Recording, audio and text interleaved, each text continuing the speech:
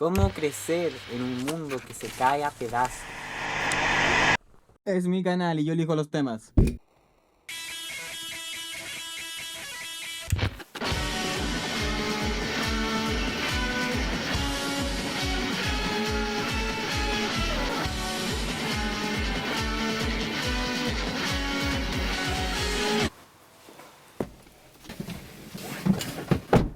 Hola, estoy aquí ahora. Nacimos y creo que todos podemos concordar en que ser un ser humano es difícil.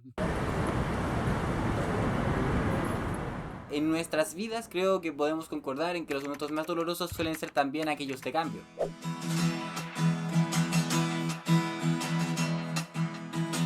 La brecha entre lo que fuimos y el porvenir es una llena de incertidumbre. Y para nuestra mala suerte, el presente siempre es el espacio entre el pasado y el futuro. Así que nunca nos vamos a poder salvar. La adolescencia es un periodo de tiempo donde nos vemos solos, asustados y abrumados ante la complejidad del mundo en el que se nos tira. Tener algún defecto, sufrir de algún mal. Adolecer significa eso. Todo duele mucho. Sabor crema de cebolla, sabor queso cheddar. Es como el vértigo inherente a ser un ser mortal. Lamento tanto que tengas que ser un ser humano. En otras noticias quizá hayan notado que mi banda favorita es Car Seat Headrest. No se preocupen, estoy bien, disfruto música triste de modo recreativo. Car Seat Headrest se originó como el proyecto musical de un joven y muy triste músico independiente llamado Will Toledo. Este es el momento del video donde yo hablaría sobre Twin Fantasy, pero todos en la galaxia sideral ya hablaron de Twin Fantasy, yo soy diferente y especial. Tras una extensa carrera en Bandcamp, Will Toledo daría el salto de firmar con Matador Records para producir su música de modo profesional. Primero lanzando bajo este sello el álbum Teens of Style, una recopilación de anteriores canciones de su discografía, ahora remasterizadas profesionalmente, el cual preparó el terreno para su primer álbum totalmente nuevo, Teens of the Nile.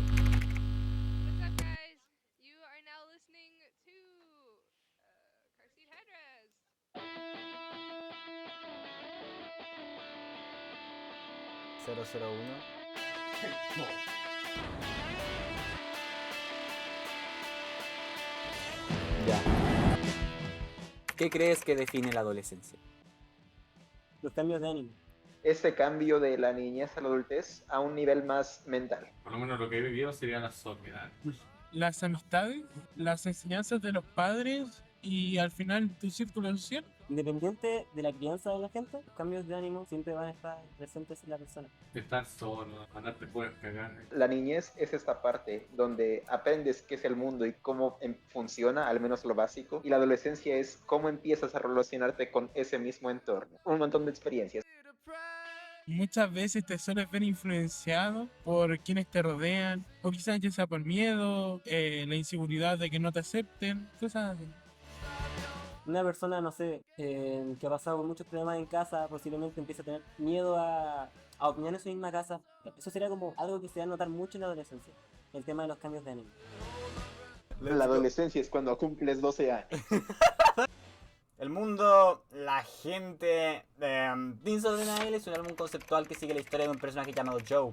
Joe está mal. Encontrar tu lugar en un mundo que parece constantemente estar pisoteándote o desmoronándose puede ser un poco difícil. Y Teens of the Nile fue descrito por Will Toledo como una historia Bildungsroman o Coming of Age. Historias caracterizadas por trazar la evolución de un personaje comúnmente desde la juventud hasta la adultez. En Feeling the Blank, la primera canción del álbum, vemos a Joe llegar a la conclusión de que su perpetua infelicidad no viene de realmente no tener lo que quiere, sino de no poder discernir qué es lo que quiere. Este álbum fue en su mayoría concebido durante la estancia universitaria de Will Toledo, y está basado en la experiencia de encontrarse con el mundo por primera vez, y no saber qué hacer, colisionando inevitablemente contra un muro de futilidad. Esta carencia de significado rápidamente empieza a infiltrarse en la mente de Joe, manifestándose como una tendencia a la negatividad y a la irritabilidad. Joe siente como si todo a su alrededor lo estuviese aplastando hasta la muerte, como si de repente su mera existencia fuese una experiencia insufrible.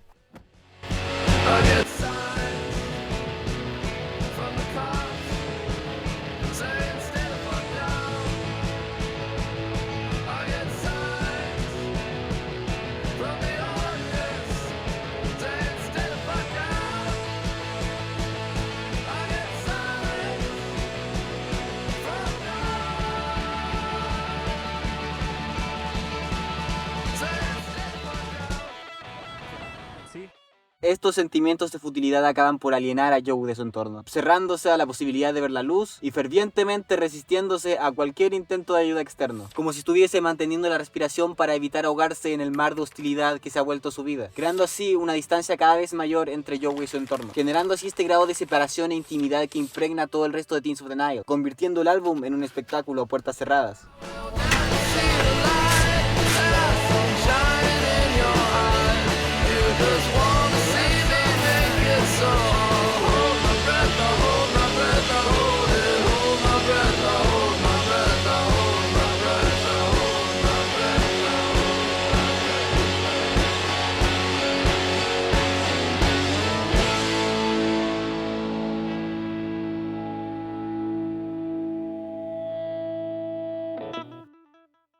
Es de cierto interés que las animadas artes de los milenarios Estados Unidos traten la anedonia y el vacío interno como algo moderno y cool.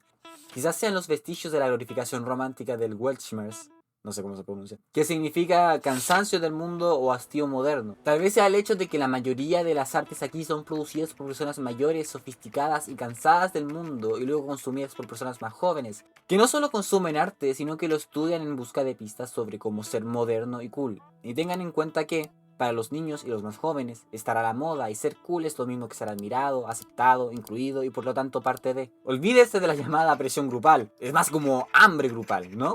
Entramos en una pubertad espiritual en la que nos damos cuenta del hecho de que el gran horror trascendente es la soledad, el enjaulamiento excluido del yo. Una vez que hayamos llegado a esta edad, daremos o recibiremos cualquier cosa, usaremos cualquier máscara para encajar, ser parte de, no estar solos. Nosotros, los jóvenes. Las artes estadounidenses son nuestra guía hacia la inclusión. Un instructivo se nos muestra cómo confeccionar máscaras de hastío y hastiada ironía a una edad temprana, donde el rostro es lo suficientemente flexible como para asumir la forma de cualquier cosa que se ponga, y luego se queda ahí.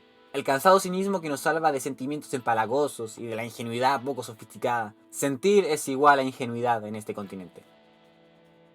Joe se encuentra en un estado de desencanto con la vida, está harto y está rápidamente sumergiéndose a un punto de profundo cinismo. Deberíamos hablar de drogas. ¿Qué crees que lleva a la gente a los vicios? Siento que es por la necesidad de llenar dentro tuyo. Esta falta de cosas. Quizás sea por el dolor de alguna pérdida, quizás alguna ruptura amorosa.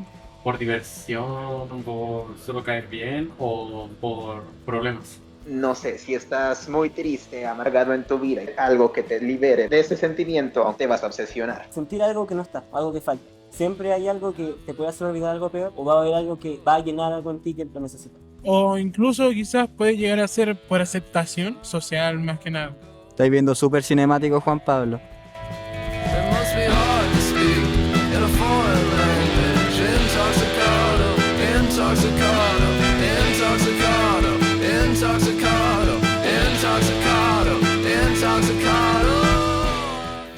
El uso de la palabra intoxicado hace referencia al caso de Willy Ramírez, un joven cubano de 18 años que por un error de comunicación quedó tetrapléjico causa una hemorragia intracerebral mal diagnosticada. Los síntomas de hemorragia de Willy comenzaron con un dolor de cabeza que atribuyó a oler mucha gasolina. Y al llegar a un hospital en Florida utilizó la palabra intoxicado para describir lo que le estaba pasando. Mientras en español la palabra intoxicado hace referencia a cualquier malestar causado por consumir alguna sustancia ajena al cuerpo, como lo puede ser comida vencida. En inglés la palabra intoxicated está mucho más correlacionada con el prospecto de sufrir alguna clase de intoxicación con drogas. Debido a esta diferencia en interpretación, Willy fue tratado por sobredosis y no por hemorragia intracerebral, lo que llevaría a su eventual tetraplegia. Dentro de la narrativa de Teens of the Nile, esto es otra muestra de Joe siendo incapaz de comunicarse de manera efectiva con su entorno y viendo los efectos de sentir que habla un idioma extranjero para aquellos que lo rodean. En el sentido del ambiente vicioso en el que Joe se ha visto sumergido, también es una representación de cómo cuando se ve a alguien con un problema de drogas, se suele asumir que su mayor problema es la dependencia a las sustancias y no la gran diversidad de situaciones personales que pueden llevar a una persona a querer escapar mientras usa narcóticos.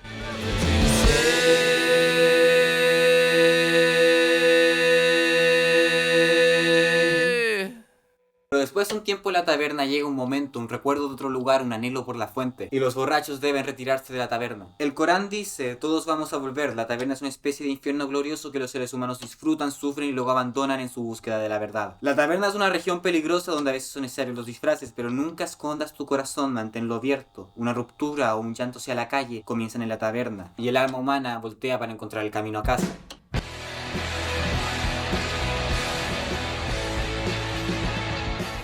Uno de los temas más importantes de Teens of the Night es la relación de Joe con un mundo al cual se ve totalmente alienado mientras se ve sumergido en este. Joe se ve involucrado en un mundo lleno de hedonismo y vicios, y mientras expresa repulsión y asco ante estos al comprender que tan solo está acelerando su trote hacia un camino sin salida, no puede evitar indulgir en estas breves experiencias que dan un respiro temporal de la máquina de tortura en la que se ha vuelto su mente. Mientras el mundo externo de Joe es uno donde se ve rodeado de escapes rápidos y tentadoras oportunidades para ahogar sus penas, el mundo interno de Joe se transforma lentamente en un infierno progresivamente más tortuoso. En este mundo interno es en donde Joe se ahoga en un mar de autodesprecio y culpa por indulgir en primer lugar en estas actividades que le despojan de todo sentido a su existencia. Se siente impotente, incapaz de salvarse a sí mismo ni de permitir que nadie lo salve. Joe observa con pesar cómo su vida e identidad se transforman en escombros de lo que alguna vez fue, aplastados por sí mismo mientras se vuelve un observador, viendo a los demás festejar en el mismo infierno que han creado para huir del horrible mundo que los rodea. Como en ese meme, lo sé, literalmente yo.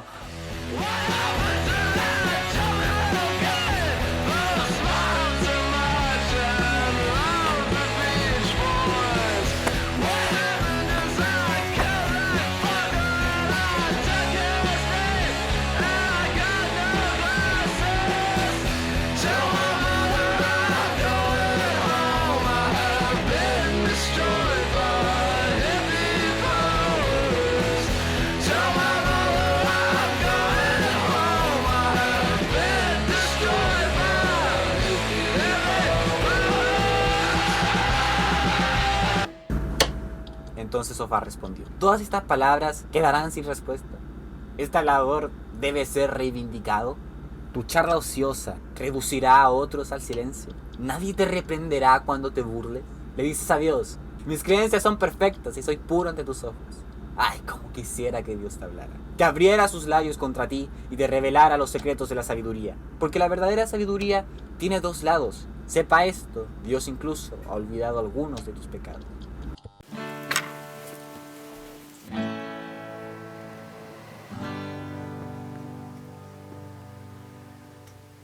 Ahora vamos a hablar de la Biblia. Este pasaje de la Biblia es uno del cual es directamente referenciado en Times to Die, una canción que es de Teens of Style pero comparte tema con Teens of the Nile. No me cuestionen, es mi análisis. Este pasaje bíblico retrata las acusaciones de Sofar al profeta Job, un personaje bíblico que se enfrentó a horripilantes pruebas impuestas por Satán con la finalidad de probar su lealtad a Dios. Estas pruebas incluyen que Job caiga a cama a causa de la sarna. Una de las personas que visitaría a Job durante su enfermedad sería Sofar, quien le manifiesta a este que piensa que la condición a la que se ha visto sometido Job es realmente un castigo divino, manifestación del pecado que habita dentro de Job. Sofar tuvo suficiente de las protestas de Job por inocencia. En su mente, todas las quejas elocuentes de Job muestran que él no es más que un hombre que habla mucho, uno que no debería de ser justificado. Por lo tanto, Sofar continuará con una represión a Job. Estas acusaciones se pueden ver como un diálogo interno de Job consigo mismo, el cual cada vez se ve más incapaz de funcionar como un ser humano normal, de modo similar a como Job se encontraba postrado en cama debido a la sarna. Sofar acusa a Job de estar recibiendo un merecido castigo por su vida de pecador, tal como Job empieza a sufrir autodesprecio y culpa dado el rumbo que está tomando su vida, sumiéndose en una clase de paradoja de malestar por experimentar malestar en primer lugar, paradoja la cual también se ve ilustrada en canciones como Fill in the Blank, con líneas como no tienes derecho a estar deprimido, no has intentado disfrutarlo lo suficiente. Es un reflejo de la presión social e individual y la autoexigencia que muchos experimentan en búsqueda de la felicidad y la normalidad.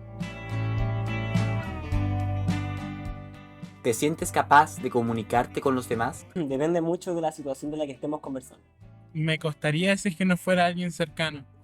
No voy a llegar con una persona aleatoria en la calle y decirle: hola, mi nombre es esto, me gusta todo esto y la verdad yo opino que ajá, porque no. Ser honesto con la gente puede llevarte a diferentes situaciones, algunas no muy agradables, quizás lo utilicen en tu contra. Antes me costaba demasiado, pero después me pude abrir a las personas y contar mis problemas. Si estamos hablando de algo que no necesariamente tenga que ver con mi vida personal, yo siempre voy a ser muy honesto. Pero una persona de confianza, un amigo, claramente lo haría porque no veo el motivo por el cual ocultarle cosas. Pero si fuera alguien conocido sería mucho más fácil. Pero con las cosas que puedan hacer a la persona preocuparse o meterse un poco más en eso, no me gusta conversar. Prefiero como llevar un perfil piola, hablar directamente de lo que me esté pasando porque no siento que influya mucho en la conversación.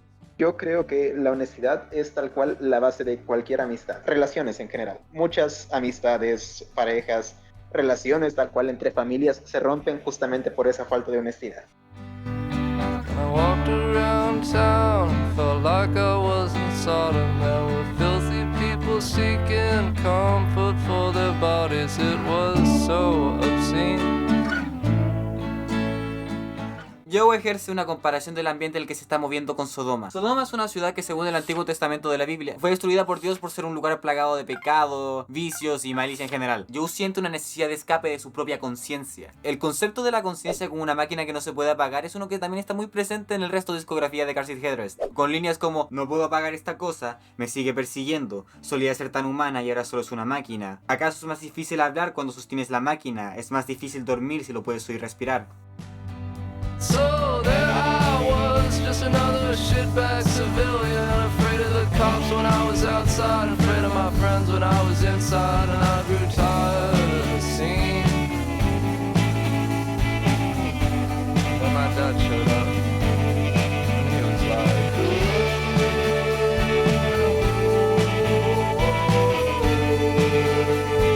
to go against the will of our fathers.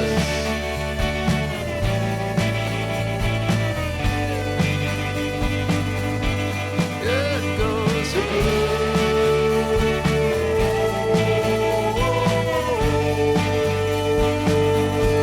the scum of the earth.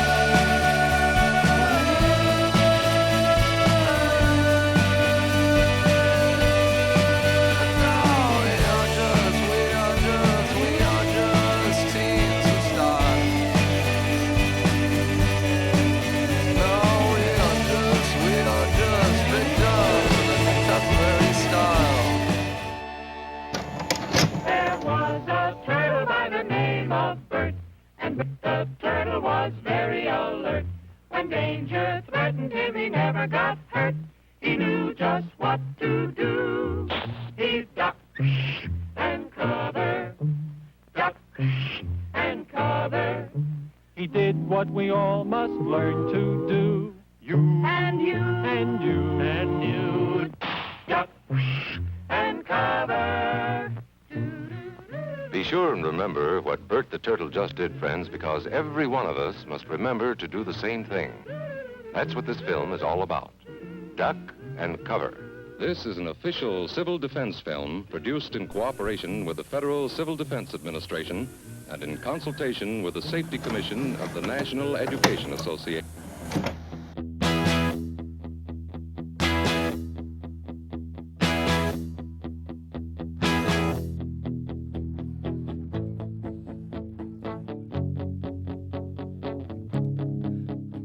A medida que avanza el álbum, Joe se hunde más y más en su sensación de desesperación. Un sentimiento de claustrofobia que lo aplasta de manera implacable y le arrebata todo lo que alguna vez fue. Y lo despoja de todo potencial de alguna vez volver a ser otra cosa. Incluso si ahora Joe intentase conectar con los demás, ahora parece que está simplemente incapacitado para hacer eso. Como si todo consejo ajeno fuera mera algarrabia. Joe se da cuenta de que ha tocado fondo. Está zumbido en una cegadora oscuridad y la más temible y desgarradora verdad es que este veneno es ahora lo que constituye todo su ser desde su punto más fundamental. Y ya no puede dejarlo ir. ¿Alguna vez te has sentido atrapado o condenado a vivir de cierto modo? Sí. Sí. Sí, como llegué a pensar en su momento de que, pensando en el futuro, si tenía un trabajo de oficina, mi vida podría llegar hasta ser incluso monótona o aburrida. Hace un tiempo, en el 2019, cuando estaba con el tema de la depresión, yo pensé, yo no merecía nada, que debería puro estar triste y debería traerme la vida. La mayor parte de mi vida dentro de mi casa ha sido así. Yo soy chileno, pero mi madre es extranjera. He tenido que vivir bajo a sus reglas, a su punto de vista, a su opinión, y hasta que entré a segundo, tercero medio, pude empezar a pensar por mí mismo. Después de la pandemia pude empezar a abrirme más conmigo, no con mi familia. A lo largo de mi vida siempre he tenido que vivir bajo las reglas de alguien más. Hay cosas con las que simplemente tienes que aprender a lidiar. Creo que el entorno tiene mucho que ver, vaya, en tu forma de vivir. Vaya, hay veces en las que por lo que está a tu alrededor no puede ser lo que tú quieres ser. Pero después con el tiempo me fui dando cuenta que no era así.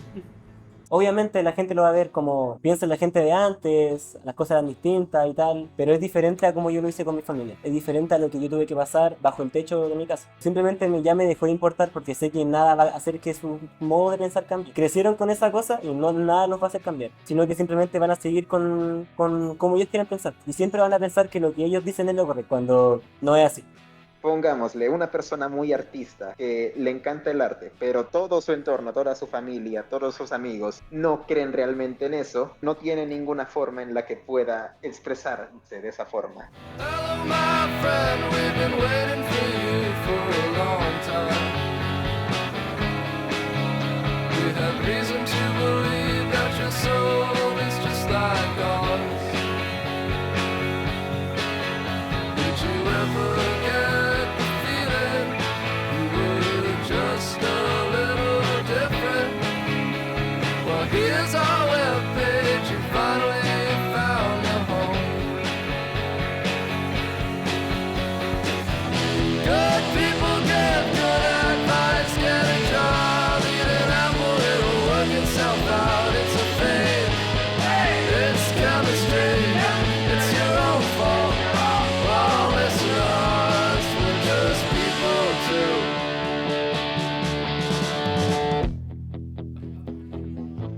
La idea del artista torturado es una muy común en todo. Si no estás constantemente en crisis, aparentemente empiezas como a perder tus poderes. Es como en Spider-Man 2, pero diferente. Esta idea también es explorada en otras canciones de Car Seat Headrest, como la línea "Sabes que las malas vidas son buenas historias". Un artista reconocidamente torturado fue Vincent Van Gogh, en base al cual se nombró la canción Vincent de Teens of the Nile, donde se hace mención directa a una de sus pinturas más célebres, Anciano apenado en la puerta de la eternidad, como un cuadro de Van Gogh en el artículo de Wikipedia sobre la depresión clínica. El cuadro en particular dejaba ver la angustia que carcomía el alma de su autor. Esta pintura fue hecha por Van Gogh un par de meses antes de su fatídico suicidio, sin saberlo, estando él mismo a puertas de la eternidad. En el contexto de Teens of the Nile, esta imagen adquiere un doble significado, como símbolo de la proximidad de Joe a una muerte real, o más bien como este se ha desligado de la vida, o como un símbolo de la muerte interna que Joe experimenta durante este proceso de metamorfosis. Durante el álbum es observable en distintas instancias que Joe ya no se siente como él mismo, a causa del estado en el que se encuentra, como si lentamente se estuviera disolviendo en este mar de veneno y se estuviera volviendo lentamente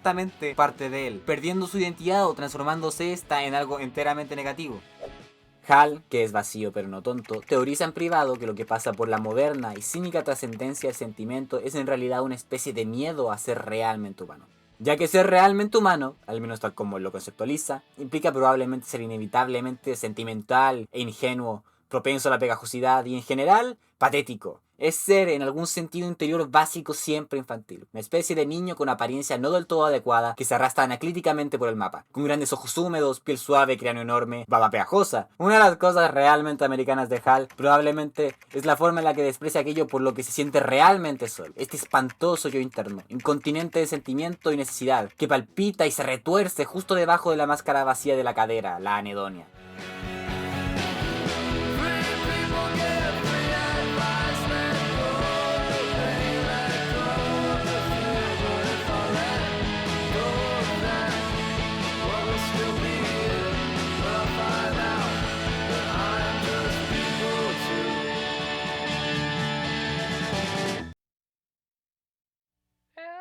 Backseat of my heart, my love tells me I'm a mess. I couldn't get the car to start. I left my keys somewhere in the mess.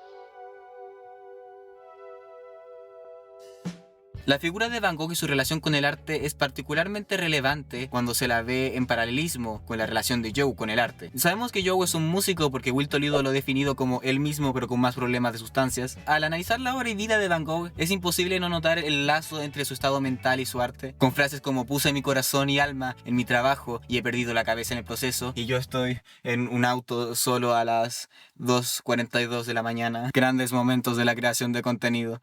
O frases como "estoy enojado conmigo mismo porque no puedo hacer lo que supone que me gusta hacer". Y en momentos como estos uno se siente como si estuviera atado de manos y pies en el fondo de un pozo profundo y oscuro, completamente indefenso. En este punto es claro que Joe ha tocado totalmente fondo y que ha creado una clase de codependencia con el veneno que ha teñido su vida, volviéndose un conductor borracho en su propio cuerpo que busca desesperadamente volver a casa. It's too late to articulate that empty feeling.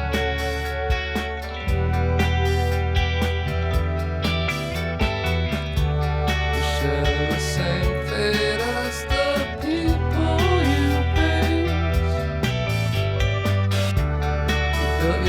up against others' feelings, and it left you feeling empty as a car coasting downhill. I had become such a negative person. It was all just an act. It was all so easily stripped away. But if we learn how to live like this, maybe we can learn how to start again. Like a child who's never done wrong, who hasn't taken that first step.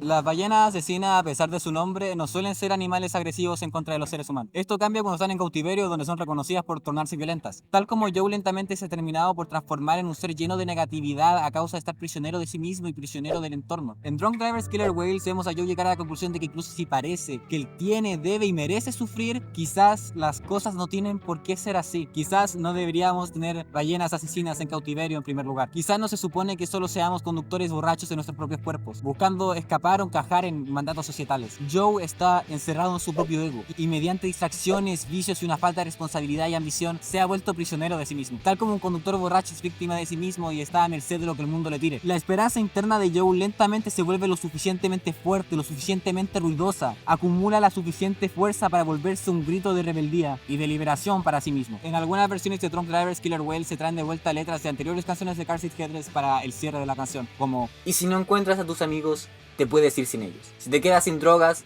puedes dormir sin ellas. Si quieres volver a casa, puedes llamar un taxi. Y si no quieres hablar, puedes sentarte atrás. Use that voice in your head, giving you shit again. But you know he loves you, and he doesn't mean to cause you pain. Please listen to him. It's not too late. Turn off the engine, get out of the car and start to walk.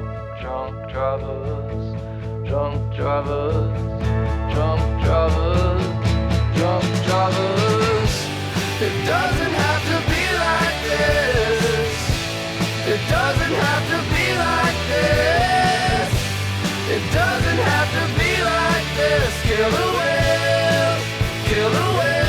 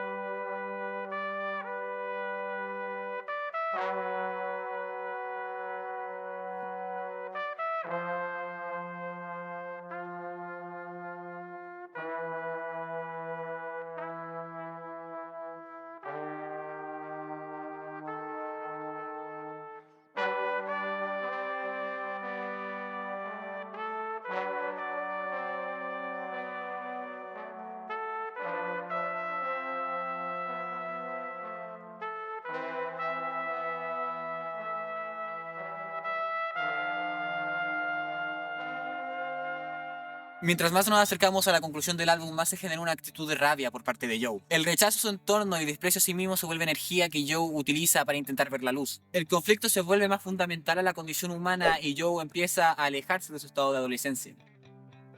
Y a través de toda esta rabia que se ha transformado en el modo en el que Joe se relaciona con el mundo para no verse destruido, Joe se da cuenta de que debe comprometerse con lo que cree. No puede continuar combatiendo fuego con fuego. No puede seguir relacionándose con odio ante un mundo que está lleno de odio. Porque esto, aunque de cierta forma lo transforma en un disidente, no lo emancipa de ser parte del problema. Entonces ve la opción de yacer y aceptar el dolor, o desconectarse totalmente y volverse otra cosa.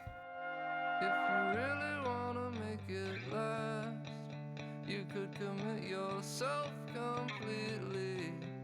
You could lie down in the river at last and let the dread complete you.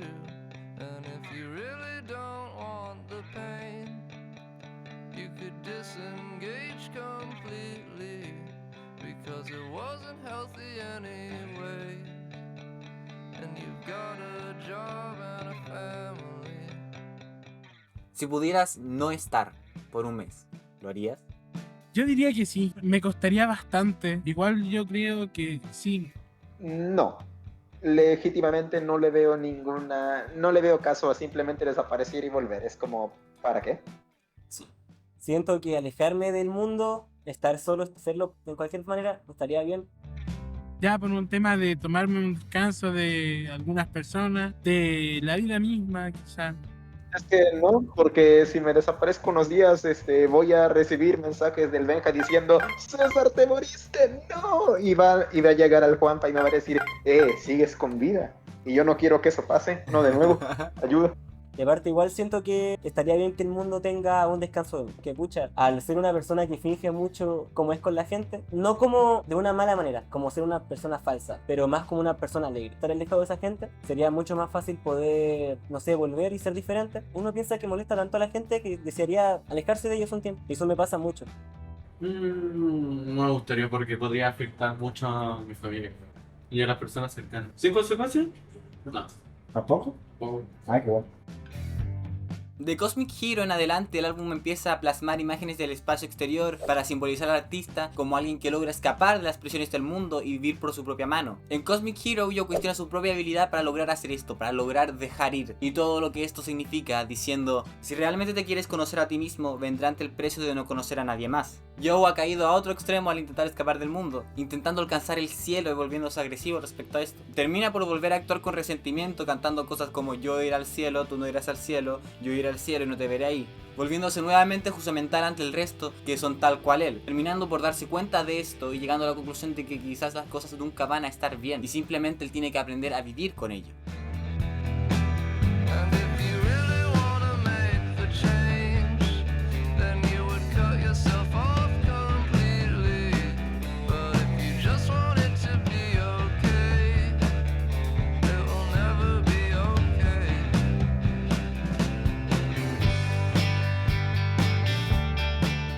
En las trincheras cotidianas de la vida adulta en realidad no existe el ateísmo. No existe tal cosa como no adorar.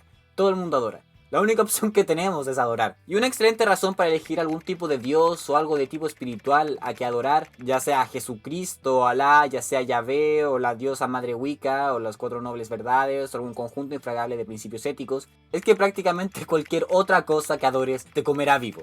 Si adoras el dinero y las cosas, si es en ello en donde encuentras el verdadero significado de la vida, entonces nunca tendrás suficiente. Nunca sentirás que tienes suficiente. Es la verdad. Adora tu propio cuerpo, tu belleza, tu atractivo sexual y siempre te sentirás feo. Y cuando el tiempo y la edad comiencen a mostrarse, morirás 1.000.000 de muertes antes de que finalmente te planten. En cierto nivel todos ya sabemos esto.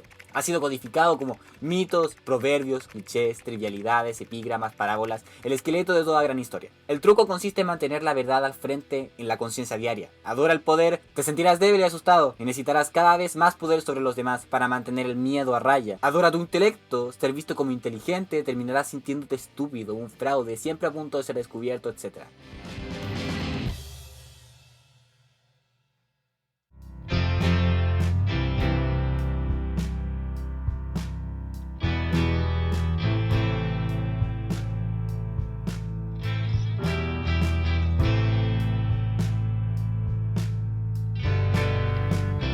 I used to like the mornings. I'd survived another night.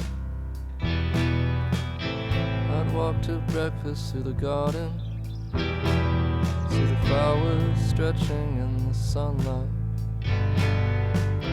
Now I wake up in the mornings, all the kindness is drained out of me. I spend hours just wincing and trying to regain some sense of peace.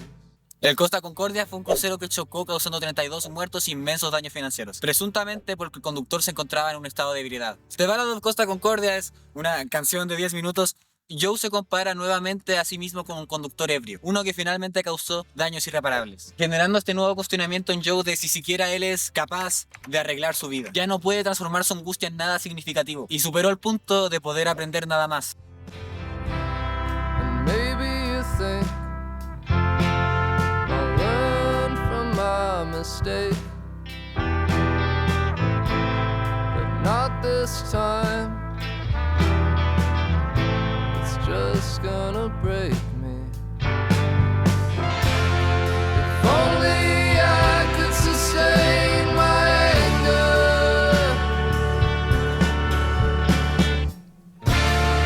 Feel it grow stronger and stronger.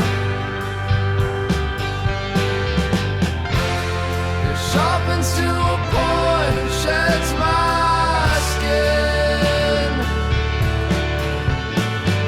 shakes off the weight of my sins and takes me to heaven. And if I've lost you for good, could there have been any other way? Was the water filled it up for years? Or did I wreck it all in a day? I'm going to bed now. I've sunk into my sorrows, and it'll take $300 million to get me up tomorrow.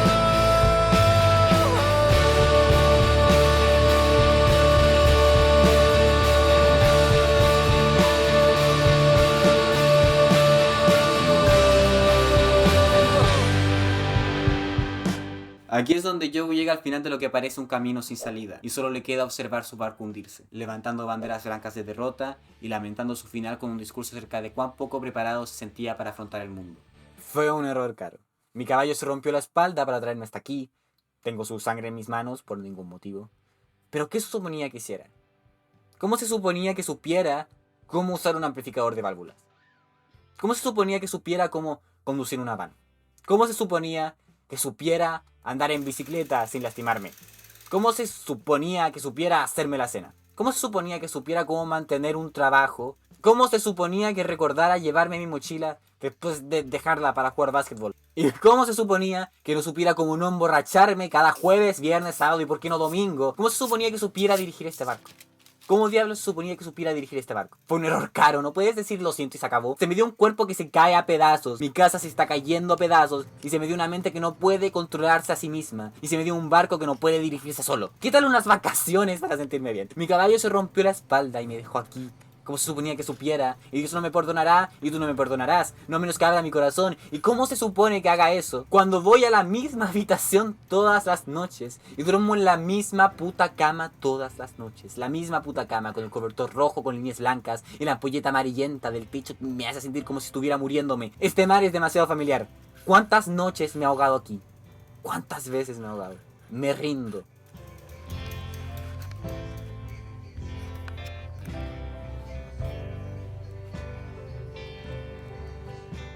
El 3 de enero de 1889, en Turín, el popular filósofo Nietzsche presencia una escena de maltrato animal hacia un caballo. Este se abalanzó sobre el caballo y lo abrazó llorando, siendo solo separado de este al ser arrestado por desórdenes públicos. Posterior a este incidente, Nietzsche caería en su estado de demencia hasta el día de su muerte. No está confirmado si esto sucedió en realidad, pero se suele relatar que Nietzsche le pidió perdón al caballo en nombre de toda la humanidad por cómo estos tratan a nosotros como o sus enemigos o como sus sirvientes, identificándose con el dolor del caballo. Lo interesante es que en el álbum Joe no se ve reflejado en la posición de Nietzsche, sino que se ve reflejado en la posición de aquel que inflige daño al caballo, hiriendo su espalda para transportarse. Esto regresa a metáforas previas donde Joe se ve a sí mismo como un pecador o alguien puramente negativo, partícipe de la creación del ambiente cínico que tanto detesta.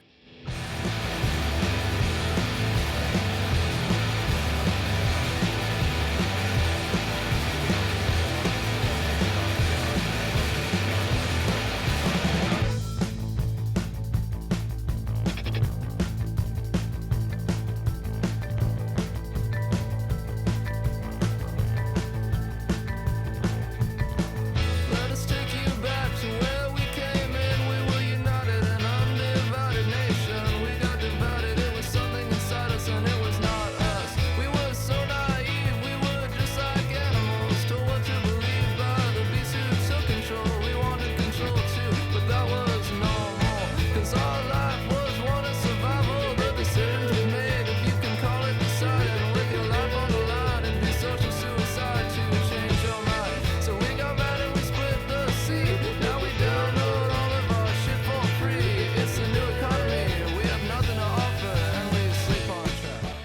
insidioso de estas formas de adoración no es que sean malas o pecaminosas, es que son inconscientes. Son configuraciones predeterminadas, son el tipo de adoración en el que uno se va deslizando gradualmente, día tras día, volviéndose cada vez más selectivo sobre lo que ve y cómo mide el valor, sin siquiera ser plenamente consciente de que eso es lo que se está haciendo. Y el mundo no te disuadirá de operar con tus ajustes predeterminados, porque el mundo de los hombres, el dinero y el poder funciona bastante bien con el combustible del miedo, el desprecio, la frustración, el anhelo y la adoración de uno mismo. Nuestra propia cultura actual ha aprovechado estas fuerzas de manera que han producido riquezas, comodidad y libertad personal extraordinarias. La libertad de ser señores en nuestros propios pequeños reinos del tamaño de una calavera, solos en el centro de toda la creación. Este tipo de libertad tiene mucho bueno, pero por supuesto hay diferentes tipos de libertad, y del tipo más preciado no se oirá hablar mucho en el gran mundo exterior de ganar, lograr, exhibir. El tipo de libertad realmente importante implica atención, conciencia, disciplina, esfuerzo y ser capaz de preocuparse verdaderamente por otras personas y sacrificarse por ellas, una y otra vez, en innumerables formas insignificantes y poco atractivas, todos los días. Esa es la verdadera libertad. La alternativa está en conciencia, el escenario predeterminado, la carrera de ratas, la sensación constante y persistente de haber tenido y perdido algo infinito. Independiente de qué cosa en particular quieras hacer con tu vida, ¿qué es lo que te motiva a hacerlo y por qué? ¿Qué me motiva? Hoy qué difícil igual. Bueno, lo que me motiva a mí son mis amigos y mi familia. Eso por ahora. Y mis mascotas. Ay, güey. Legítimamente el dinero, Blinkarin. Hubo un tiempo donde lo que me motivaba más que nada era el que yo esté bien. El saber de que el día de mañana pueda o no cuidarme a mí mismo, tener mis cosas o tan simplemente el deseo de divertirme. Pero después cambió bastante. Mi plan de vida simplemente es, quiero dinero para comprar cosas que me gusten, y con esas cosas que me gusten, pues ya, tenerlas. Fin, no creo que requiera mucho aparte de eso. Actualmente estoy como en un modo automático. Sigo adelante porque no tengo nada más que hacer. Y si doy marcha atrás, habré mandado a la mierda todo lo que he hecho hasta el momento. Viendo cuánta gente me rodeaba, quiénes me rodeaban, quería al final de todo ver a mi madre, a mi padre, a mis amigos, a mi gente cercana feliz, poder ayudarles cuando quisiera, poder ofrecerles una mano en algún momento de dolor o algún momento en el que estoy en cabizbajo. Pero después de terminar cuarto medio, posiblemente me vaya por algo que es algo que siempre me ha ido bien, que sería el idioma extranjero inglés. Pero fuera de eso, no tengo un sueño a seguir. No sé qué voy a hacer con mi vida. Nada me motiva para seguir. No me queda de otra. Claro, estabilidad y todo eso, pero eso medio que lo tengo algo asegurado, así que vaya. Sí me gustaría llevar un estilo de vida saludable en general, y no me refiero simplemente a esto de hacer ejercicio, comer sano, no, sino de cuidar toda la salud, tanto física como mental. No quiero verme débil, no quiero rendirme. Puede que sea otra de las razones por las que sigo acá. Si no tomo la oportunidad o nunca lo hago, nunca sabré si pude haberlo hecho o no. Y siento que mucha gente debería pensarlo así. Siento que si pones esa visión en base a muchas cosas, las cosas van a cambiar.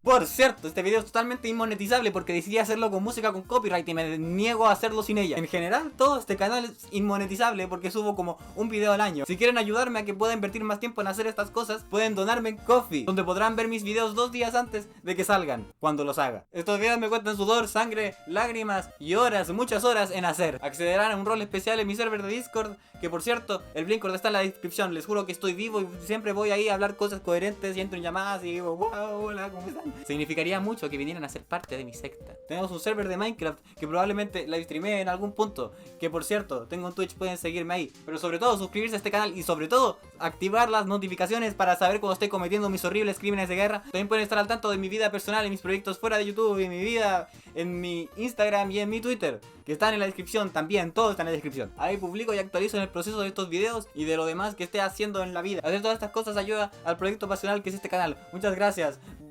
Continuemos con la crisis. ¡Woo! ¡Woo!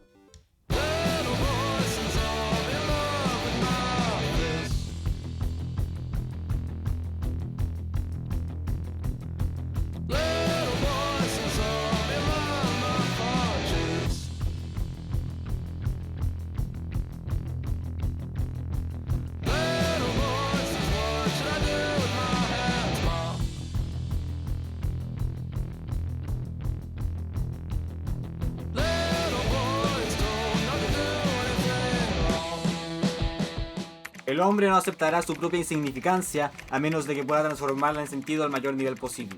El nombre Teens of the Nile es una referencia al libro de Ernest Becker, The Denial of Death. En este libro, Becker aborda la problemática humana de la negación de la propia mortalidad. Y como en base a esta, intentamos trascender en el mundo de cualquier modo posible, con un modo de justificar nuestro propio valor. Buscamos sentirnos heroicos, y heroico es aquel que puede afrontar la muerte y sobrevivir para contarlo. Por esto, íconos de varias religiones son personajes que han vuelto de entre los muertos. El humano es un ser ansioso respecto a todas las cosas, y construye una ilusión a su alrededor para no verse mortificado por el peligro. Becker dice que la ironía de la condición del hombre es que su necesidad más profunda es ser libre de la ansiedad de la muerte y la aniquilación, pero la vida misma es la que despierta esta ansiedad, así que tenemos que evitar estar totalmente vivos. Todo Tears of the Nile se ve entrelazado con este libro de Ernest Becker, mostrando por ejemplo el concepto de la persona en la que Joe es incapaz de transformarse, el hombre cultural automático. El ser humano confinado por la cultura, esclavo de ella, que se imagina que tiene una identidad porque paga su prima de la seguridad social, que tiene más control sobre su vida, se aprieta el acelerador de su deportivo o usa un cepillo de dientes eléctrico. Hoy en día las personas inmediatas o que no son auténticas son tipos familiares, tras décadas de marxismo y de análisis existencialista sobre la esclavitud humana respecto a su sistema social. Pero en los tiempos de Kierkegaard debió haber supuesto un shock ser un ciudadano europeo moderno y ser considerado un filisteo, término peyorativo para designar a las posturas conservadoras, particularmente en ámbitos intelectuales y artísticos. Para Kierkegaard el filisteísmo significaba trivialidad, la persona que vive embaucada por las rutinas cotidianas de su sociedad, contenta con las satisfacciones que esta ofrece en nuestro mundo actual. El coche, el centro comercial, las 2 semanas de vacaciones. El ser humano está protegido por las alternativas seguras y limitadas que su sociedad ofrece, y si no levanta la mirada de su camino, puede vivir toda su vida con una monotonía asegurada. Carente de imaginación, como siempre sucede con el filisteo, vive en cierta provincia trivial de la experiencia en cuanto a cómo son las cosas, lo que es posible, lo que suele ocurrir. El filisteísmo se autotranquiliza lo trivial.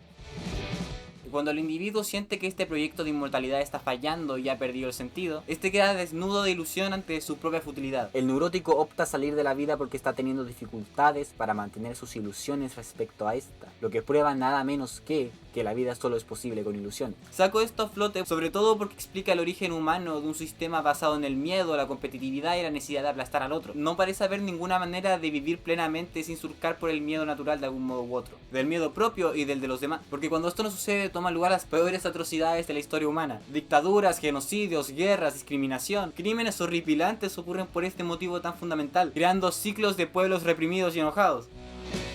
Si bien vivimos dentro de una república, un gobierno pseudo-democrático, nuestra sociedad es bastante autoritaria, en referencia a Estados Unidos. Tenemos uno de los sistemas penales más punitivos del mundo, detenemos y a menudo castigamos a los solicitantes de asilo, juzgamos a cualquiera que esté en el otro lado, y el miedo está en la raíz de muchas de nuestras decisiones. Nuestros sistemas educativo, médico, de salud mental, policial y gubernamental están diseñados para adoctrinar y reforzar valores de conformidad. No hay lugar para el debate, el desacuerdo, la disensión. La mayoría de las personas que se oponen activamente al autoritarismo serán ridiculizadas como enfermas mentales y o criminales. Como mínimo tienden a ser condenados al ostracismo por ser alborotadores, de oposición o derechamente malvados. Quizás no sea una sorpresa entonces que Estados Unidos tenga algunas de las tasas más altas de enfermedades mentales y uso de sustancias del mundo. Es bien sabido que tenemos las tasas de encarcelamiento más altas que cualquier otro país. Al mismo tiempo, tenemos algunas de las tasas más bajas de felicidad y satisfacción. El autoritarismo tiende a provocar depresión, ansiedad, baja autoestima, dificultad para regular las emociones, problemas de conducta, vergüenza y culpa crónicas, bullear y ser bulleado, dificultad para establecer límites y compromisos, y una sensación general de impotencia. Esto es especialmente cierto cuando la persona tiende a ser menos sumisa, menos conformista y alberga perspectivas diferentes a las de las figuras de autoridad en su vida. La culpa, la falta de empatía, la represión, la vergüenza y el miedo tienden a ser la experiencia emocional central de las víctimas del autoritarismo. A medida que la culpabilidad comienza a proyectarse y exteriorizarse, a menudo se crea un nuevo autoritario. La curación requiere algo más que distanciarse de la figura autoritaria de su vida. Es necesario mirar hacia adentro y desafiar los miedos, la rigidez, los prejuicios y el odio que inevitablemente se han interiorizado. Es necesario adquirir tolerancia para el debate y el conflicto, dentro de lo razonable, por supuesto. Una voz enriquecedora y empática necesita reemplazar las palabras de ira y opresión, tanto interna como externamente. A veces se requieren tratamientos centrados en el cuerpo para contrarrestar la respuesta de estrés crónica y prolongada a la que muchos se han acostumbrado. Al final, cuanto más comprensivos, verdaderamente libres, tolerantes, pacientes, amables y perdonadores podamos aprender a ser, más felices seremos todos. Nos encontramos en una generación definida por la enfermedad mental y porque nunca podremos costear nuestras propias viviendas. No podemos ni jugar al juego que se nos plantea ni que nos gustaría jugar. La línea de las veces que tomaron el control y nos dijeron qué hacer hace referencia a cuán impregnadas tenemos algunas de estas ideas respecto a que el mundo simplemente debería ser así. También se refiere a la vida moderna como una de supervivencia. Se refiere a las decisiones que tomamos, si puedes llamar las decisiones cuando está tu vida en juego. En referencia a cómo si obligas a alguien a pensar qué es lo que tiene que hacer, no estamos tan distantes de la esclavitud. Esto es algo que terminamos por presenciar en nuestras vidas, ya que se desarrollan en un ambiente urbano hostil. Aquí en Chile, particularmente Santiago, icónicos lugares que sangran felicidad, como el Costanera Center, deben estar cubiertos en rejas para evitar que sus funcionarios tengan que traer una carpa, cubrir un cadáver que estalló contra el suelo frente a sus ojos y proceder con sus responsabilidades usuales, como mirar a la salida del Casa Ideas con cara de sospecha. El metro de Santiago tiene que dar comunicados constantemente del estilo: por favor, sostenga su equipaje muy de cerca. Le pedimos por favor que no confíe en la otra gente del metro, probablemente son todos criminales, asaltantes que se dirigen a robar y a matar. Tampoco es extraño oír de inmigrantes que el ambiente puede ser un tanto hostil, claramente polarizado, un tanto apagado, o que la gente se ve triste o poco amigable en comparación a otros países latinoamericanos. Esto no es tan solo de gente de fuera del país, sino que dentro del mismo, entre los propios chilenos, no es raro oír cosas como el chileno es flojo, el chileno no quiere trabajar, o descalificativos varios basados en clase social como roto, cuico, flighted, entre otros. El uso de drogas y otros métodos de escapismo, sobre todo en la juventud, también han aumentado dramáticamente, añadiendo al sentimiento de por favor no quiero estar aquí, que aparentemente viene integrado con la nacionalidad chilena.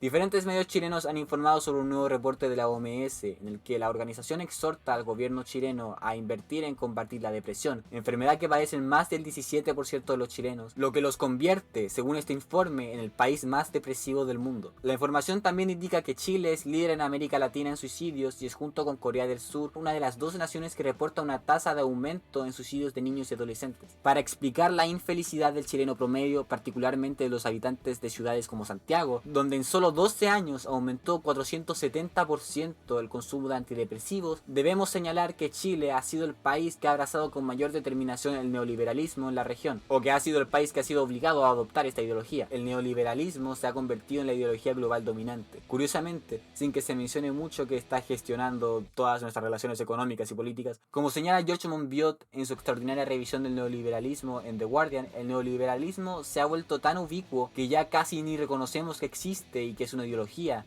Es como si los habitantes de la ex Unión Soviética ignoraran que el comunismo existiera. Parece que aceptamos la proposición de que esta fe utópica, milenarista, describe una fuerza neutra, una especie de ley biológica, como la teoría de la evolución de Darwin. Pero esta filosofía surgió de un intento consciente de redefinir la vida humana y alterar los nodos del poder. Monbiot agrega: el neoliberalismo ve la competencia como el factor definitorio de las relaciones humanas. Redefine a los ciudadanos como consumidores, cuyas elecciones democráticas son mejor ejercidas comprando y vendiendo. Un proceso que recompensa el mérito y castiga la ineficiencia.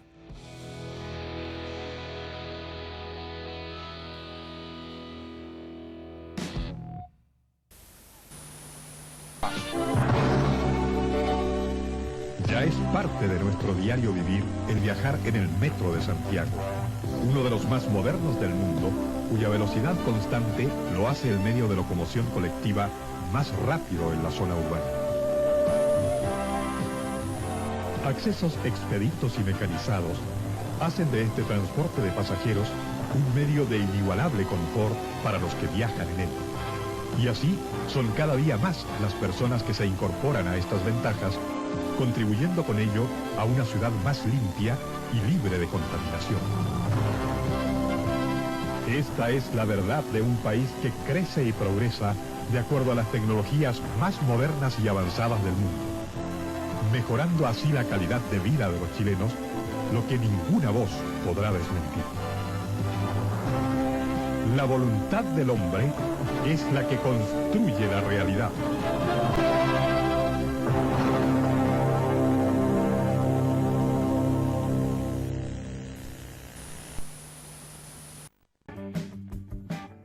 día de hoy vivimos en un ambiente excesivamente centrado en la productividad. Se nos presenta como el principio y el final de todas las cosas, nuestra meta final y llave para la felicidad, senderos de requerimientos que nos llevan a cierta comodidad que relacionamos con la felicidad, siendo esta felicidad en realidad la mera mayor ausencia de problemas posible, una constante ambición por no tener problemas, ni incomodidades, ni percances, meramente vivir de forma pasiva y morir de manera irremarcable. Fundamentalmente estar lo más muerto posible, porque vivir también es un problema, ya que puedes sufrir terribles destinos como trabajar en el McDonald's, herirte el dedo pequeño del pie, que llueva, que no llueva, trabajar en McDonald's.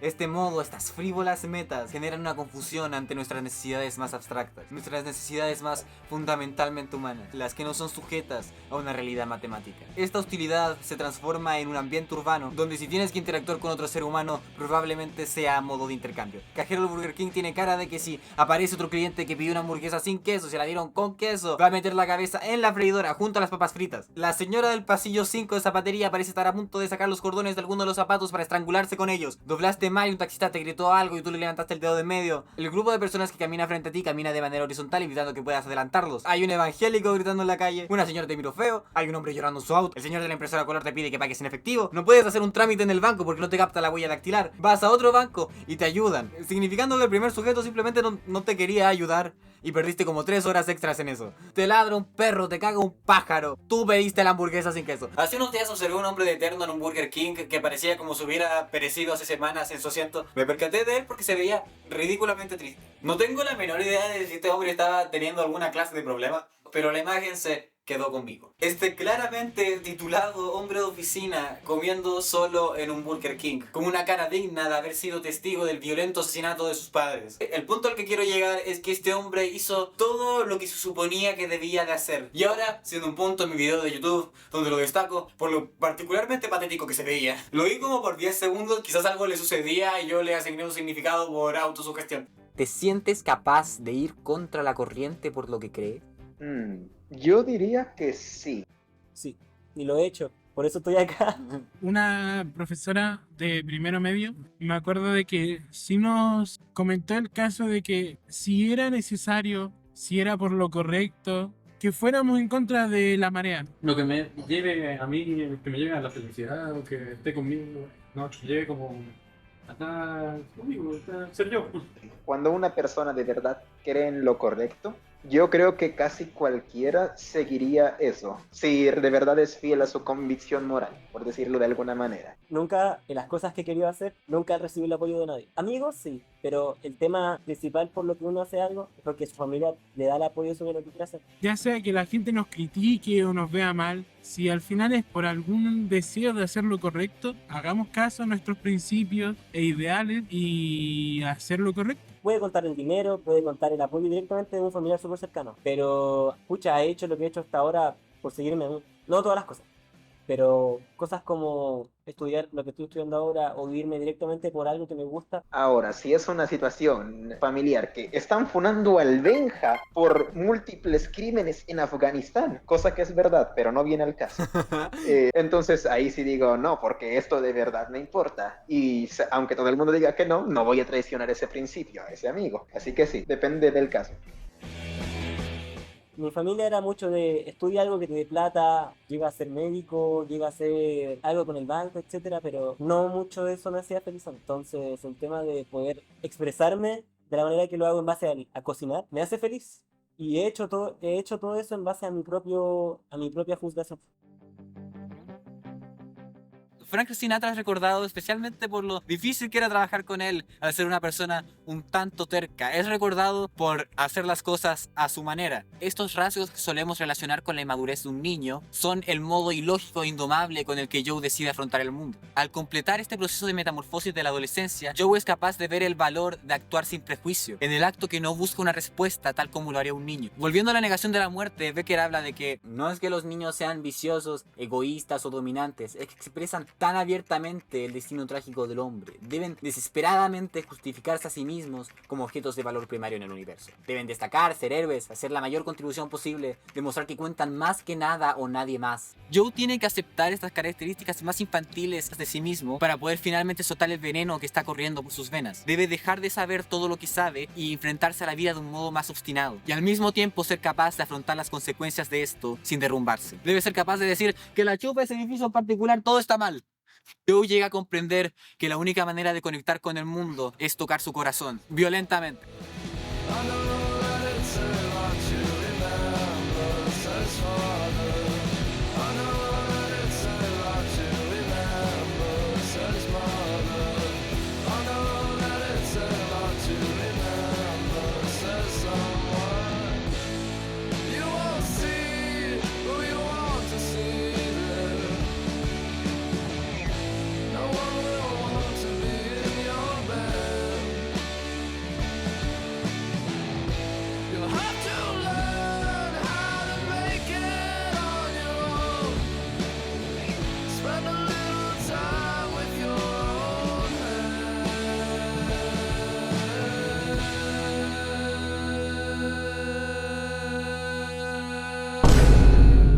Haber pasado mi vida sosteniendo mis manos en puños bien escondidos, tratar de entender lo que significa ahora mantenerlos abiertos. Siempre he sentido vergüenza de ser visto en el acto de desear algo que no podía tener. Quizás lo que he estado tratando de decir todo este tiempo, a modo de explicación y disculpa, es que siento una masa de ruido blanco frente a mi cara donde quiera que vaya. Se interpone entre yo y el mundo, entre yo y las personas. Cada vez más me encuentro perdido en él, incapaz de llegar al otro lado. En La negación de la muerte, Becker también habla de la cercanía entre el arte y el neuroticismo, famosamente diciendo: el camino hacia la creatividad pasa muy cerca del manicomio y a menudo se desvía o termina ahí. Becker defiende la diferencia entre el artista y el neurótico en el siguiente extracto. Otto Rank se preguntaba por qué el artista evita con tanta frecuencia la neurosis clínica cuando es tan candidato a padecerla debido a su vívida imaginación, su apertura a los aspectos más finos y amplios de la experiencia, su aislamiento de la visión cultural del mundo que satisface a los demás. La respuesta es que asimila al mundo, pero en lugar de sentirse oprimido por él, lo reelabora en su propia personalidad y lo recrea en la obra de arte. Podríamos decir que tanto el artista como el neurótico muerden más de lo que pueden masticar, pero el artista lo vomita nuevamente y lo mastica de manera objetivada, con un proyecto de trabajo externo y activo. El neurótico no puede ordenar esta respuesta creativa plasmada en una obra específica, por lo que se ahoga en sus introversiones. El artista tiene introversiones similares a gran escala, pero las utiliza como material. Entonces es importante encontrar una manera de manejar el miedo. Si nos vemos definidos por el miedo a la muerte, nos volvemos opresivos, nos volvemos dictadores, reafirmamos el problema. Si perdemos totalmente el miedo a la muerte, la conexión con nuestra ilusión, nos volvemos cínicos, carentes de brújula moral, desnudos de ilusión, nos volvemos peones y esclavos. Entonces lo más sensato, al menos para mí, y una de las conclusiones a las que Becker llega, es tomar este terror y transformarlo en algo más, algo positivo.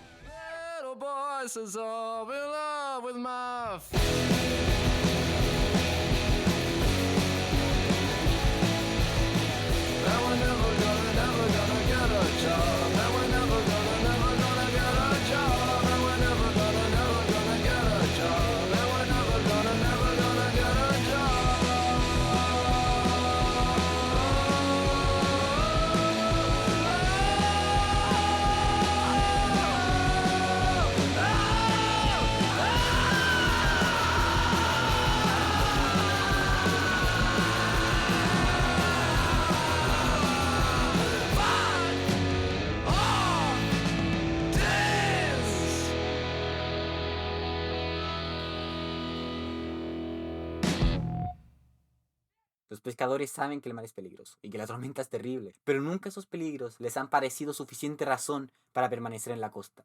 ¿Qué sería la vida sin el coraje para intentar nada? Eso lo dijo Van Gogh. ¿Cacharon lo que dice? ¿Cacharon? Dio toda la vuelta. ¿Vieron?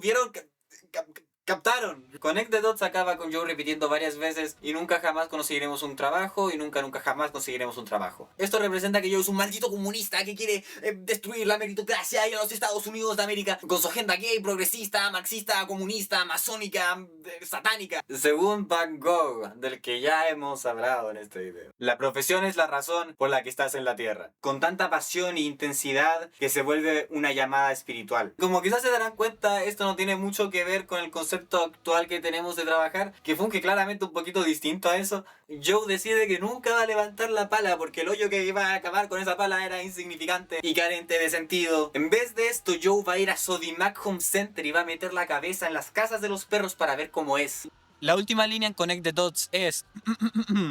Chúpenlo, adolescentes, que representa el cierre de la metamorfosis de Joe que seguimos a través del álbum. Ha logrado dejar ir el veneno y ha logrado aceptar el dolor, siendo capaz de dejar ir todas esas características negativas que predominan en la adolescencia. Pero de todas maneras, el presente sigue estando colocado entre el pasado y el futuro y Joe seguirá sufriendo. Pero algo es diferente y es algo que no se puede comunicar mediante palabras.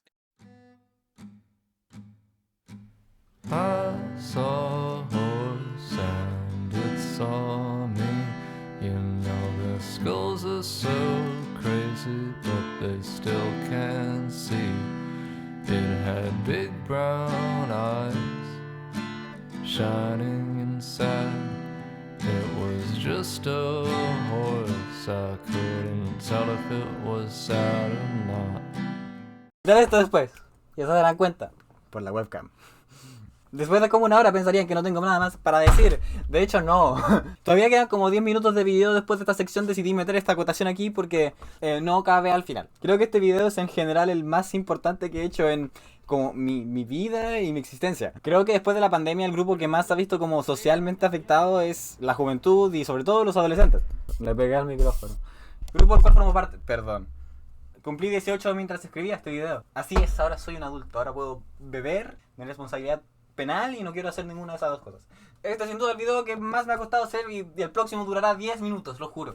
Creo que para toda nuestra generación es como un poquito difícil mantener una actitud positiva ante todo esto de que como que el mundo se está acabando y hace como mucho calor y incluso más difícil es intentar creer que algo de lo que hagamos logrará algo, generar alguna clase de cambio, cuando vemos que objetivamente no parece ser así. Creencia tan arraigada como subconscientemente que creo que nos ha vuelto un poquito cínicos. Y la verdad no creo que eso nos sirva para nada. Es algo que al menos yo puedo observar al caminar por la calle. Es una clase de sentimiento generalizado. Es algo que veo en los lugares que frecuento, en la clara como alineación que existe, que quizás no tiene por qué ser así. ¿Lo vieron? Cité una de las canciones. ¡Woohoo! Siento que este álbum en particular, Teens of the Nile, ilustra muy bien este nuevo tipo de angustia adolescente moderna. Siento que es una de las historias coming of age más importantes de la actualidad y los problemas que enfrenta nuestra juventud. Y al menos yo siento que si este álbum tuviera un espacio geográfico, una cara física, sería el espacio de Santiago donde yo filmé las escenas que vieron durante todo este video. Y si el espacio de Santiago que yo filmé tuviera un sonido, sería Teens of the Nile. Pero eso quizás es a causa de lo que yo escucho mientras ando por la calle, así que... Algo que no pensé que me provocaría tanta reflexión fue el hecho de entrevistar a mis amigos para hacer este video. Fue algo que, a pesar de saber lo universal que es el proceso de la adolescencia, porque sabemos que biológicamente todos lo pasamos, me hizo ver lo universal que es ese proceso y cómo se terminan por entrelazar todos estos problemas modernos y presentarse de maneras distintas en la vida de todo el mundo que nos rodea, cosa que creo que es un poquito difícil de ver a veces, porque siento que estos momentos de vulnerabilidad se dan con muy poca frecuencia naturalmente, y supongo que esa es una de las mayores razones por lo que me parece tan importante compartir esto con el mundo, porque me parece que estos modos, esta música, estos videos es una de las maneras más importantes y más efectivas que tenemos de conectarnos y explicarnos cosas de maneras que trascienden el lenguaje. Hay mucha menos gente joven ahora. Podrán ver que la mayor parte de la población es gente ya mayor y la natalidad sigue bajando y bajando en nuestros países. Por lo tanto, el mundo en sí ya no está tan dirigido a lo que la juventud quiera. Hay muy pocos espacios públicos donde la juventud se encuentre y aún menos donde la juventud interactúe y aún menos donde exponga vulnerabilidad, a la cual es muy importante para crecer como seres humanos. Lo que creo que explica un poco muchos de los problemas que son nuevos para nuestra generación. Así que si desean compartir lo que quieran en los comentarios, háganlo. O en el chat de estreno en vivo, si lo están viendo ahí. Hola, ¿cómo están? ¿Cómo están? Es como si estuviera en vivo, pero si no estoy en vivo, wow, qué entretenido. Van a ser las 1 de la mañana. Creo fervientemente que a todos nos beneficia tener alguna clase de salida, sea artística, deportiva, social o lo que sea. Creo que todos deberíamos hacer o crear algo que no esté incentivado por solo el mero avance económico. Y siento y veo que nuestro ambiente falla en propulsar eso. No creo que nadie esté diseñado ni nadie debería vivir su vida como una serie de trabajos consecutivos o una serie de metas a lograr para ser feliz. Y creo que ese problema está un poco a la raíz de la infelicidad generalizada que vemos. Claramente no estamos diseñados para eso ni para sus consecuencias. Esta como esclavitud mental subliminal es absolutamente distópica y tiránica. Y creo que todos deberíamos rechazarla. Pero eso soy yo. Sobre todo cuando propones que tu vida es una clase de carrera y puedes calcular el valor de tu tiempo numéricamente. Y el argumento común para rebatir esto es como no sabes que todas las otras opciones son peores y malvadas. Así que cállate, 94 millones. Se siente constantemente que el establecimiento es injusto con cualquier cosa que no significa al mismo tiempo un progreso lineal y objetivo hacia adelante. Cosa por la que no nos deberíamos sorprender que haya gente obsesionada con vivir sus vidas a través de la tecnología. ¿Cómo no van a querer escapar cuando este es el mundo que tienen enfrente? Parafraseé eso de algún lado. No sé de dónde. El punto es no caigan en un estado de sumisión. Sean desafiantes, sean obstinados, sean diferentes. Es lo más importante que pueden hacer. Sean un constante problema. Participen de sus comunidades locales o algo. Hagan cosas, eso es lo que quiero decir. Eso es lo más importante. Hagan cosas contra cualquier instinto de supervivencia. Conclusión lógica. Porque lo digo yo, háganme caso. Tengo 18 años, soy un adulto. Porque en realidad la validez lógica no siempre equivale a verdad. Y eso no es algo que creo que quieras descubrir muy viejo. También leí eso en algún lado, no lo recuerdo, lo parafraseé. Si el mundo es un lugar cínico y horrible y infernal, intenta recordar que tú no eres el mundo. Held out my hand like there was something in it. Managed to touch it. It did not seem interested. Then a car pulled up, so I split the scene. I am a tourist attraction, biking down Dog Street. La idea de Wallace sobre la ironía es la siguiente. Cuando se usa como máscara, la ironía ayuda a proyectar una figura llamativa, pero es privada y personalmente destructiva. Nos impide hacer lo que la naturaleza humana nos empuja a hacer, preocuparse sinceramente por las cosas y perseguir lo que nos importa. Una vez atrapados por la ironía, tenemos tanto miedo de que parezca que realmente valoramos las cosas que nos volvemos irónicos hasta la médula. No valoramos nada en absoluto. La ironía, escribe Wallace, no es un modo retórico que se lleve bien. Esto se debe a que la ironía, por entretenida que sea, cumple una función casi exclusivamente negativa. Es crítica destructiva, un despeje de terreno. Pero la ironía es singularmente inútil cuando se trata de construir algo que reemplace las hipocresías que desacredita. Deja a los seres humanos vacíos, aislados, sin forma de mejorar su situación, aparte de someterse a críticas irónicas. Los próximos verdaderos rebeldes literarios en este país bien podrían surgir como un extraño grupo de antirrebeldes, observadores natos que de alguna manera se atreven a alejarse de la observación irónica, que tienen el descaro infantil de respaldar y ejemplificar principios de un solo sentido, que tratan con reverencia y convicción los viejos problemas y emociones humanas que no están de moda en la vida estadounidense, que evitan la timidez y la fatiga de la cadera. Estos antirrebeldes quedarían obsoletos, por supuesto. Incluso antes de comenzar, muerto en página, demasiado sincero, claramente reprimido, atrasado, pintoresco, ingenuo, anacrónico. Quizás ese sea el punto.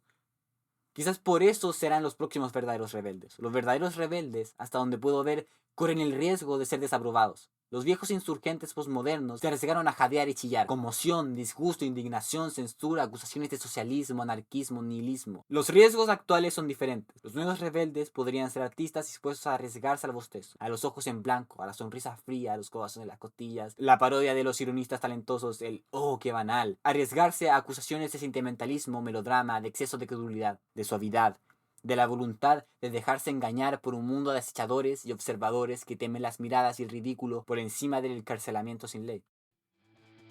No podemos dejar que se nos arrebate lo más importante de nuestra humanidad para convertirnos en engranaje, porque así la vida se vuelve un túnel y el túnel se vuelve un mall, y este cambio se vuelve inmortal e imposible de ignorar en el smog que cubre nuestras ciudades, en los edificios que solían ser obras de arte que se han vuelto cubículos eficientes, en los comunicados del metro, en las rejas del mall para prevenir suicidios y en la cara de los empleados de McDonald's. Le quita la pasión a los procesos y nos vuelven máquinas orientadas a finalidades. Nos pela de ilusión cuando en realidad lo bonito de la jardinería es el acto de cuidar una planta, no a cuánto puedas venderla. Para trabajar y volverse un artista uno necesita amor. Al menos aquel que quiere sentimiento, su trabajo debe en primer lugar sentirlo en sí mismo y vivir con su corazón.